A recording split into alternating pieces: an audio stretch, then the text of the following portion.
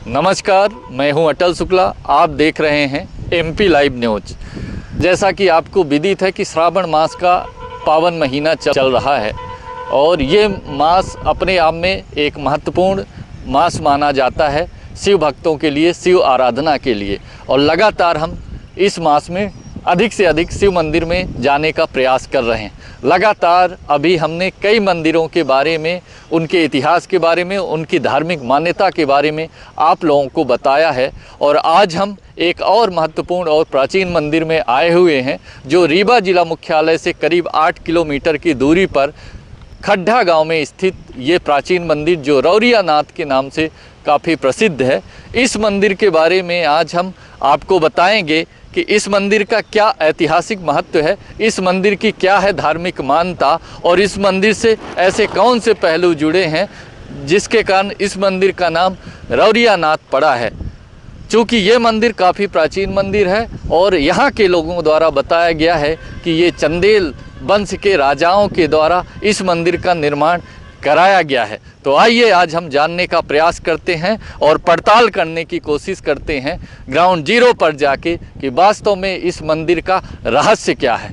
तो रौरिया नाथ नाम से प्रसिद्ध इस प्राचीन मंदिर के बारे में अधिक जानकारी देने के लिए हमारे बीच मौजूद हैं मंदिर के महंत रामाचार्य जी महाराज, जो लगातार कई वर्षों से निरंतर मंदिर में स्थित शिवलिंग की पूजा अर्चना करते हैं। तो आइए हम बात करते हैं रामाचार्य जी महाराज जी से और मंदिर के बारे में वास्तविक तथ्य जानने का प्रयास करते हैं। सबसे पहले हमारे news channel MP live news में आपका स्वागत है। धन्यवाद, आपको बारंबार धन्यवाद है।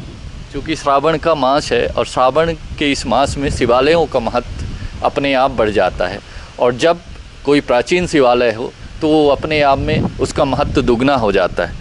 तो चूँकि आप रौरिया नाथ मंदिर के महंत हैं और इस मंदिर के इतिहास के बारे में हमारे दर्शकों को बताने का कष्ट करेंगे। ये मंदिर संवत सन 1910 ईस्वी के पूर्व, जब ज़मीनों का आंकलन अर्घ और तूल के हिसाब से हुआ करता था, तब से निर्मित है। ये मेरे पूर्वजों के द्वारा जो है निर्माण कराया गया था और इसमें जो है पंचायतन पद्धति से वायुशास्त्र के आधार पर यह निर्मित है। ये समस्त सर्वार्थ सिद्ध योग से जो है परिपूर्ण है एवं इसमें सभी प्रकार की इच्छाएं भगवान भोलेनाथ पूर्ण करते हैं। जहाँ तक धार्मिक अनुष्ठान है, जहाँ तक पुरातात्विक अनुष्ठान है, ये सिल्ली ही सिल्लियों का बना हुआ है और इसमें 12 लिंग अपने आप स्वप्रतिष्ठित हैं और समस्त अभीष्ट एवं पुरातात्विक स्थल रीवा जिले में इस प्रकार दूसरा सजीव नहीं है। क्योंकि ये पुरातात्विक दृष्टिकोण से भी ये मंदिर, अभी जो मुझे जानकारी है कि पुरातत्व विभाग ने इस मंदिर के बारे में रिसर्च किया और कहीं ना कहीं अपने अधिग्रहण में लेने का विचार पुरातत्व विभाग द्वारा किया जा रहा है। तो क्या है पूरी कहानी? पुरातत्व यदि चाहता है तो संरक्षण हम उसको दे सकते हैं, लेकिन प्रबंधन कार्य तो हम लोगों का ही रहेगा। जी। ऐसी स्थितियों में इसमें एक समिति बनाई जा सकती है जो माननीय जिलाध्यक्ष महोदय के अध्यक्षता में एवं संरक्षक जो है उसका आपको पुरातत्व रहे। प्रबंधन कार्य अपन लोग जैसा वंशानुक्रमिक रूप से जब से मंदिर बना तब से चलाया आ रहा है। ऐसी स्थितियों में ये इसका उत्थान होना, मैं इसके लिए आने जाने के लिए रोड भी दे सकता हूँ, क्योंकि यहाँ अपनी प्राइवेट ही लैंड्स है, प्राइवेट वो हैं। तो हम लोग ऐसा भी चाहते हैं कि यदि सरकार चाहे तो उनको हम कुछ ज़मीन दे दें तो वो रोड यहाँ तक स्पष्ट रूप से बनवा सकती हैं। यानी सरकार अगर चाहे तो आप अपनी ज़मीन देने के लिए तैयार हैं, क्योंकि ये प्राचीन मंदिर है और इसका एक महत्व अपने आप में बहुत बड़ा है, लेकिन उस हिसाब से इसका विकास नहीं हो पाया है। तो आपका कहना है, महान जी का कहना है कि अगर सरकार थोड़ा सा ध्यान दे, अगर यहाँ का विकास पर्यटन की दृष्टि से कराना चाहे तो हम मार्ग के लिए, चूँकि अभी मार्ग अवरुद्ध है और उस तरह से मार्ग नहीं है, निरंतर मार्ग बनाने के लिए ये अपनी जगह भी देने के लिए तैयार हैं। चूँकि ये काफ़ी प्राचीन मंदिर है और इसकी जो स्थिति है काफ़ी जर्जर हो गई थी और बीच में कुछ हिस्सा गिर भी गया था, तो आपने जीर्णोद्धार भी कराया है। जी हाँ, इसका जीर्णोद्धार न किया होता तो ये पूर्ण रूपेण गिर गया होता। इसमें करीब 14-15 लाख रुपए के आसपास खर्चा आया था। उसके लिए अपन जो है धर्म की दृष्टि में चलते हैं कि ये सजीव बना रहेगा तो भगवान की यदि हम सेवा किए हैं तो उसका तो भगवान सेवा निष्फल नहीं हो सकती है। इन परिस्थितियों को देखकर, और इसमें अभी बहुत सारे काम हैं, बहुत सारे काम हैं जैसा कि आप लोग सब कोई देख रहे हैं, तो इसके लिए हम चाहते हैं कि शासन संरक्षित करके इसमें जो है अपने स्वविवेक अपने उसके आधार पर काम करवा सकती है, और हमारे लिए भी हम लोग भी सहयोग देंगे एवं अच्छे ढंग से कार्य करवाए, हम यही चाहते हैं। अगर हम धार्मिक दृष्टिकोण से देखें तो इस मंदिर का क्या इतिहास है, क्या धार्मिक मान्यता है, क्या कोई ऐसा घटनाक्रम इस मंदिर का अभी तक कोई बड़ा घटनाक्रम हुआ हो जिससे लोगों की मान्यता या लोगों की आस्था इस मंदिर से और ज़्यादा जुड़ गई हो? ऐसी बहुत सारी जो हैं उदाहरण हैं। अभी मुश्किल से 1-1.5 महीने पहले एक व्यक्ति जो है हार्ट के पेशेंट थे, वो आए, हार्ट के पेशेंट से जो परेशान हुए, वो औषधि जो है लेते लेते थक गए। एक बार आए यहाँ तो हमसे चर्चा किया, जिस पर उनको हमने भगवान के बारे में बताया कि ऐसा ऐसा है, ऐसा कीजिए, तो उनका ये सब ठीक हो गया। अब यही मान्यता है। इसके पूर्व भी ऐसे ऐसे यहाँ चित्र और ऐसे ऐसे चित्र बने हुए हैं जिनकी अभीष्ट पूजा करने पर अपने अभीष्ट जो है इच्छाओं की पूर्ति होती है। इसमें बहुत सारे हैं जो देखे जा सकते हैं, सूक्ष्म हैं। और इसमें एक विशेष बात यह है कि ऐसी भाषा लिखी हुई कि उसको कोई नहीं पढ़ पाया। यद्यपि भाषा नहीं है, वो जो है लिपि है। लिपि में ऐसी लिपि है वो कि जिसको जानकार मतलब विद्वत और कहना चाहिए कि पुरातन लोग जो है पढ़ पाते थे, कोई नहीं पढ़ पाया आज तक। अगर जिस तरह की लिपि है, हमने और कई मंदिरों में उस तरह की लिपि देखी है, और चंदेल वंश के समकालीन जो मंदिर बने हैं, मैंने चंद्रेय का मंदिर देखा है, इस तरह की लिपि वहाँ भी लिखी हुई है। तो ये जो मंदिर है इसका निर्माण लगता है कि चंदेल वंश के शासनकाल में हुआ है। आप क्या इससे सहमत हैं? हाँ, ये सब 1880 के पूर्व चंदेल कालों का अवसर रहा होगा, तो चंदेल काल का है। चूँकि एक और बहुत बड़ी जानकारी इस मंदिर से जुड़ी मिली है, और बहुत कम शिवालयों में ऐसा देखा जाता है कि इनके जो कहते हैं भगवान शिव के अंग में लिपटे रहते हैं सर्प, और कई बार इस शिवालय में भी सर्प को कई लोगों ने साक्षात देखा है कि आके शिवलिंग से पूरी तरह से लिपट जाते हैं। तो क्या ये सही है? जी हाँ, ये टोटली सही है। देखे भी जा सकते हैं श्रावण महीने में। जी हाँ, वो आते हैं और सब भगवान शिव के वो हो जाता है। अब इतना जल्दी यदि हम आपको बुलाएं भी तो भी नहीं हो सकता, लेकिन हम बहुत सारे स्थानों में व्हाट्सएप भी किए हैं कि देखा जाए तो उपलब्ध हो सकते हैं। तो थोड़ा सा मंदिर के बारे में हमें चलकर बताएं कि क्या क्या विशेषता तो सर्वप्रथम ये अपनी अभिव्यक्ति जो है सामने से ही करता है। जी देखिए, सामने से ही दिखाइए। सामने से ही करता है। जिसमें हर गौरी की जो है प्रतिमा प्रतिष्ठित है, जो देखी जा सकती है। ये देख लीजिए। जी जी जी, देख लिया जाए। इधर इसमें जो है वो हर कुछ वर्षा के कारण हो गए हैं। इसमें भी ओम शिव स्पष्ट रूप से लिपि रूप में लिखा हुआ है। वो लिखा हुआ है जिसको जो है देखा जा सकता है। और जो लिपि कहाँ है? लिपि पीछे तरफ है, उसको भी देखा जा सकता है। आइए हम लिपि दिखाते हैं। महंत जी स्वयं चलकर और हमें उस लिपि को दिखाने जा रहे हैं। देखिए कितना अच्छा व्यू है इस मंदिर का, और पीछे तालाब है, बहुत सुंदर तालाब है। और मंदिर की एक और बहुत बड़ी विशेषता है कि ये मंदिर चारों तरफ से, अगर आप उत्तर दक्षिण पूर्व पश्चिम चारों तरफ इस मंदिर में दरवाजे हैं। एक समान मंदिर का आकार है, आकृति एक जैसी है। क्या ये सही है?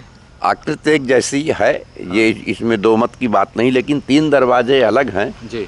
और जो है एक दरवाज़ा जो है अपने आप में पृथक है, जी जिसे जो है सूर्यमुखी कहा जाता है, जी और वो सूर्यमुखी दरवाज़ा जो है पश्चिम की ओर है, जी जी जो देखा जा सकता है। जी जी। तो जैसा अभी महंत जी ने बताया कि तीन दरवाज़ा जो है, तीन दरवाजे जो हैं वो एक जैसे हैं, और एक दरवाज़ा जो मंदिर का है वो पृथक है। और ये मंदिर का पिछला हिस्सा देखिए आप, ये मंदिर का पिछला हिस्सा है, और जिस तरह से मंदिर का सामने का हिस्सा था उसी तरह से मंदिर के पीछे का हिस्सा भी है, और सामने तालाब है, और यहाँ पर शायद लिपि लिखी हुई है। हाँ, ये लिखी हुई है। ये चंदेल वंश के समकालीन कई मंदिर जो चंदेल वंश के समकालीन बने थे, और जो लिपि थी वही लिपि यहाँ पे लिखी हुई है, देखिए। तो यहाँ हाँ, ये सही है बिल्कुल। इसके उत्तराभिमुख में चंद्रशिला भी बनी हुई है, जी जी जी जिसका स्वयं अवलोकन और देखा जा सकता है। जी, यहाँ पर जो है सामने है ये यहाँ पर जो है पीछे से रिकॉर्ड। योगिनियाँ हैं। जी जी, ये योगिनियाँ हैं ये। हाँ, 64 योगिनी जो भगवान शिव की पूजा निरंतर रूप से करती हैं, हाँ। और अभी भी आभासित होता है कि अर्धरात्र के समय ये सब पूजा होती है इनके द्वारा, जी और आवाज़ आती है, जी। सुनने वाले सुनते भी हैं जी। जब। हाँ, इस मंदिर के कई रहस्य हैं, और एक एक रहस्यों का पर्दाफाश महंत जी के द्वारा किया जा रहा है। और यहाँ 64 योगिनियाँ हैं जो महंत अभी बता रहे हैं, जो स्पष्ट रूप से दिखाई दे रही हैं। और ये क्या करती हैं? ये भगवान शिव की अर्चना पूजा करती हैं ये। जी हाँ, भगवान शिव की अर्चना पूजा करती।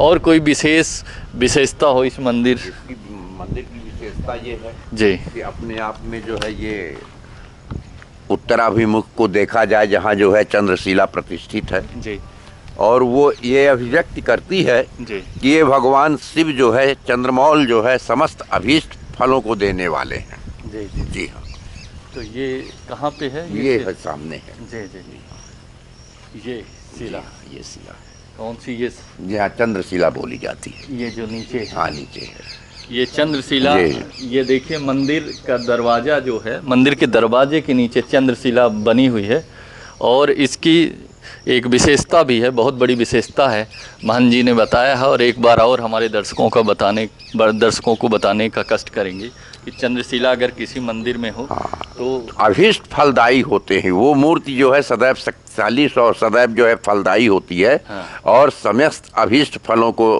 प्रदान करने वाली होती है। जी इसमें ब्राह्मी लिपि भी लिखी हुई है, जी। जिसको भी देखा जा सकता है। अब आइए मंदिर के अंदर चलते हैं और आपको शिवलिंग का दर्शन कराते हैं।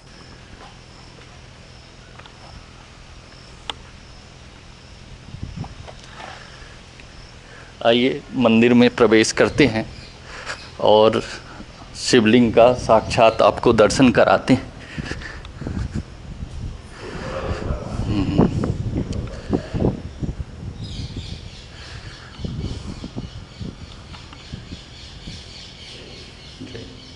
हाँ, बढ़िया कर।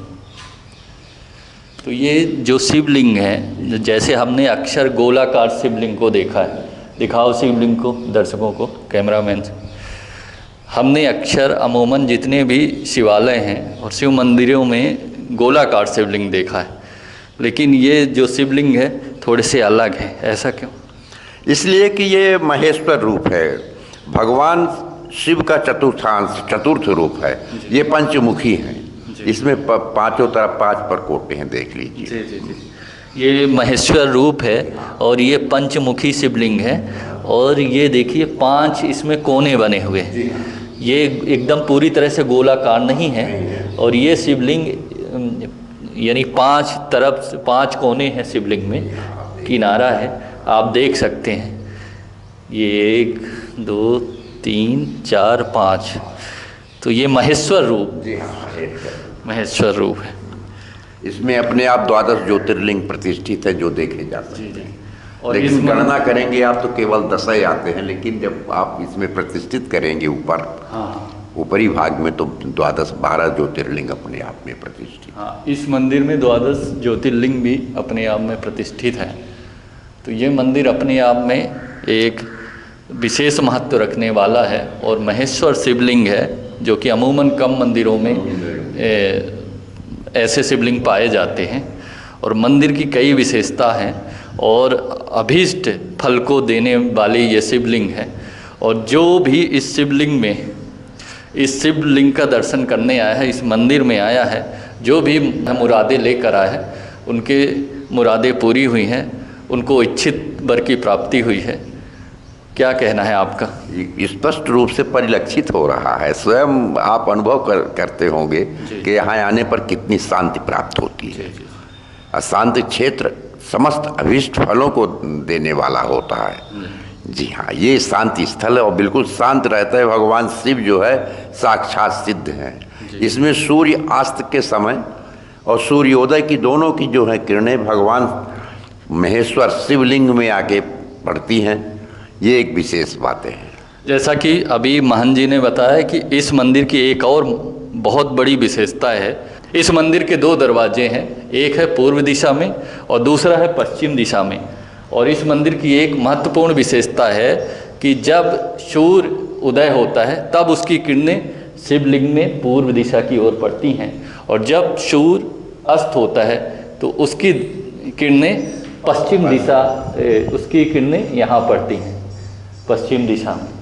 तो ये महत्वपूर्ण विशेषता है इस मंदिर की और शिवलिंग की कि सूर्यास्त और सूर्योदय दोनों समय किरणें इस मंदिर में स्थित शिवलिंग पर पड़ती हैं, जबकि ऐसा बहुत कम मंदिरों में हो ही नहीं सकता है। ऐसा हो ही नहीं सकता। महंत जी का कहना वायु शास्त्र के आधार पर निर्मित है, ये वास्तु शास्त्र के आधार पर निर्मित नहीं है जी। ये वायु शास्त्र के आधार पर निर्मित है। ऐसे मंदिर बहुत कम है, अपने कम मिलते हैं, रेयर मिलते हैं, कहीं बड़ी मुश्किल से मिल जाए तो मिल जाए। हाँ, तो अभी जैसे आचार्य महंत मंदिर के रामाचार्य महाराज जी बता रहे हैं कि ये मंदिर वायु शास्त्र के आधार पर निर्मित है, वास्तु शास्त्र के आधार पर निर्मित नहीं है। और ऐसे रेयर ही मंदिर हमारे देश में हैं। और इस तरह, जिस तरह से अभी आपने बताया कि सूर्योदय की किरणें शिवलिंग पर पड़ती हैं और सूर्यास्त की किरणें भी शिवलिंग पर पड़ती हैं, और ये जो चंद्राकार की आकृति मंदिर के एक दरवाजे पर बनी हुई है, ये अभीष्ट फल को देने वाली है। और उस आकृति से सिद्ध होता है कि ये जो मंदिर है और यहाँ पर स्थित जो शिवलिंग है, ये इच्छित फल को देने वाले हैं, ये शक्तिशाली हैं, ऊर्जा इनके अंदर है। यही, हाँ, ऊर्जा इनके अंतर्गत है। और इसमें सबसे बड़ी बात यह है कि इनकी जो है भगवान भोलेनाथ जो है श्रावण महीने में जो कोई अपना जो है आकांक्षा लेके आया है उसकी पूर्ण की है। 1 महीने तो हर व्यक्ति के लिए फ्री रहता है यहाँ। जी हाँ। एक और महत्वपूर्ण की जानकारी आप दे रहे हैं कि इस मंदिर की एक और विशेषता है, श्रावण मास में खासकर जो इस मंदिर में आया है और जो भी मन्नत लेकर आया है उसकी मन्नत पूरी हुई है। और ये मंदिर 1 माह हर किसी के लिए आने जाने के लिए पूरी तरह से छूट दी गई है, जबकि श्रावण मास के अलावा अन्य मासों में थोड़ा सा प्रतिबंधित भी किया गया है। इसका एक समय निर्धारित किया गया है मंदिर के पट खुलने का, मंदिर के पट बंद होने का, और यहाँ की जो नियमित पूजा अर्चना होती है वो नियमबद्ध तरीके से होती है अन्य मासों में। लेकिन श्रावण मास में इस मंदिर को अनियमित समय के लिए, अनिश्चित काल के लिए, 1 माह के लिए ये पट खुला रहता है। और जो लोग इस मंदिर में अपनी मुरादें लेके आते हैं, अपनी मन्नत लेके आते हैं, उनकी मन्नत और उनकी आकांक्षा को पूरा करने वाले हैं ये रौरिया नाथ शिवलिंग। एक और महत्वपूर्ण प्रश्न कि इनका नाम रौरिया नाथ क्यों पड़ा, चूँकि ये मंदिर रौरिया नाथ के नाम से प्रसिद्ध है। ये जो है, हाँ, ये पुरातन भाषा है जी। हम लोग आर्यवंशी हैं जी। इस प्रकार की भाषा जब रौरे में आए हैं, जब जो है पढ़ाई लिखाई नहीं होती थी, गुरु और शिष्य का जो है जब आश्रम चला करते थे, यहाँ कोई विद्याएं नहीं थी। रौरे माने विशेष आग्रहित पुरुष, उनको रौरे, ये है हमारे पूर्वजों को लाया गया था बाहर से पूजा पाठ कराने के लिए। वो हो गया, यहाँ पर पूजा पाठ करते थे। फिर यहाँ पूर्व के जो है राजाओं द्वारा जो है इसको जो है इसमें जो है कोठार था राजाओं का। जब राज्य आया, राजाओं के राज्य के पूर्व से ये निर्मित है। और जब राज्य आया तो जो है हम लोगों को ये 52 बीघा जो था कोठार, खड्डा कोठार था, जो हम लोगों को पवाई में दे दिया, पूर्व दिया। कि आप लगातार कई वर्षों से शिव जी की पूजा अर्चना वंशानुक्रमिक रूप से मतलब पूर्वज पूजा करते चले आए। वर्तमान में मेरे ऊपर भगवान शिव ने अपनी जो है सेवा की का अवसर दिया। क्योंकि आप परम भक्त हैं शिव के, और आप रौरिया नाथ के सानिध्य में लगातार कई वर्षों से लगातार प्रवचन भी कर रहे हैं, कई धार्मिक अनुष्ठान भी आपने किया है, और आप एक आध्यात्मिक पुरुष हैं। आपको आध्यात्म की बहुत अच्छी जानकारी है, और आध्यात्म में आपकी एक पकड़ है। क्योंकि श्रावण मास चल रहा है और शिव भक्तों के लिए ये विशेष मास माना जाता है। तो मैं चाहूँगा कि शिव भक्तों के लिए कुछ आप सार्थक संदेश दें इस श्रावण मास, चूँकि एक विशेष मास चल रहा है और लोग पूजा अर्चना कर रहे हैं, तो उनको एक विशेष संदेश कि किस तरह की पूजा अर्चना करें कि शिव प्रसन्न हो जाए और उनको उनकी जो मनोकामना है उनकी पूरी हो जाए, उनको मनोवांछित फल की प्राप्ति हो। अक्षत चारि धतूर के फूल, बेल पत्र अनुपानी चढ़ावे। अक्षत चार धतूर के फूल, भगवान शिव को हमारे कोई सेवा की जरूरत नहीं है।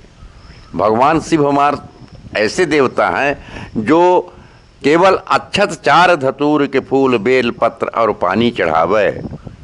इस प्रकार से उनकी पूजा करने वाला नियमित पूजा करे, एक माह आपके जो है श्रावण महीने में, उसको अभीष्ट सिद्धि प्राप्त हो जाती है।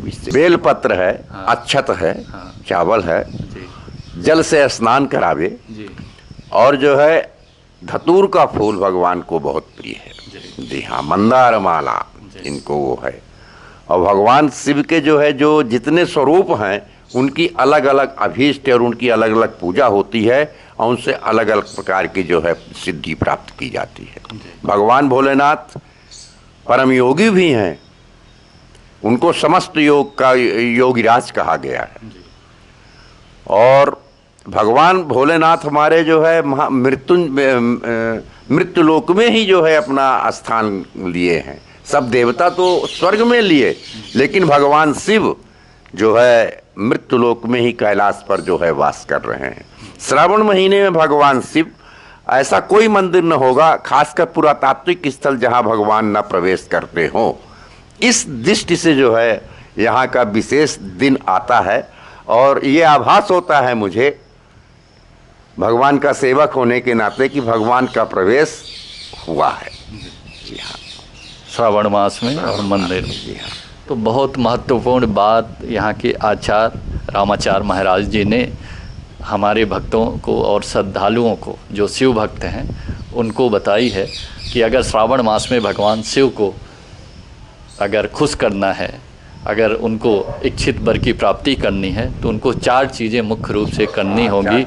जल का स्नान कराना होगा, बेलपत्र चढ़ाने होंगे, अच्छा चावल चढ़ाना होगा, और धतूर चढ़ाना होगा। और उन्होंने एक बात और कही है कि धतूर के फूल उनको बेहद पसंद है, और बहुत जल्दी वो धतूर के फूल चढ़ाने पर भक्तों से बहुत जल्दी प्रसन्न हो जाते हैं। तो आप लोग भी, जो अभी हमारे आचार्य जी ने बताया है, आप लोग भी उनका अनुसरण करें और उनके बातों को ध्यान दें और भगवान शिव की पूजा अर्चना करें। और आज हमने इस ऐतिहासिक और प्राचीन मंदिर, जो पुरातात्विक दृष्टिकोण से अपने आप में महत्वपूर्ण है, और जैसा आपने कहा कि जहाँ पुरातात्विक स्थल होता है वहाँ भगवान शिव का प्रवेश निश्चित है कि होगा। और उन्होंने आज ये भी कहा है कि मैंने खुद महसूस किया है कि इस श्रावण मास में हमेशा शिव जी का प्रवेश होता है, और वो कहीं ना कहीं उनको आभास भी होता है और आप बहुत ही परम भक्त हैं शिव के। हमने आज इस मंदिर के बारे में, इस ऐतिहासिक स्थल के बारे में आपको बताया है और आगे भी अन्य जो मंदिर हैं हमारे विंध्य में और आसपास, तो हम उन मंदिरों के बारे में बताने का प्रयास करेंगे। आज के लिए बस इतना ही। धन्यवाद। जय हिंद।